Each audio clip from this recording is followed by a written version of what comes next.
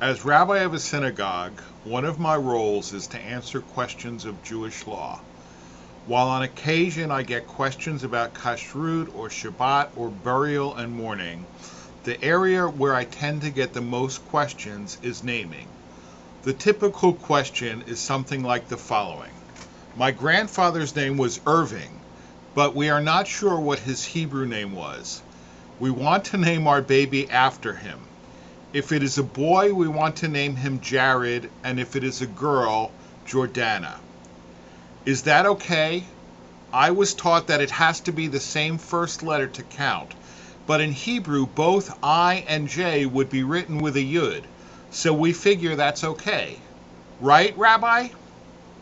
When faced with a question such as this, I would generally answer that there is absolutely no halakha, Jewish law whatsoever, about naming, that it is all a matter of custom, not law, and the happy parents are free to name their baby anything they wish, but they should try to be sensitive to the feelings of other family members.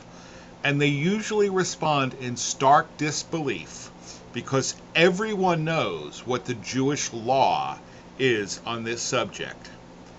This is to some extent an example of something that our Torah portion this week warns us against.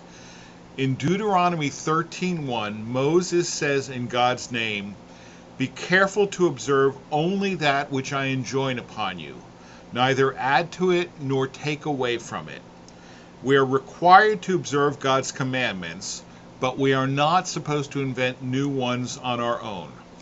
Tradition and custom are fine, but we have to be careful to distinguish between what is actually law and what is merely custom.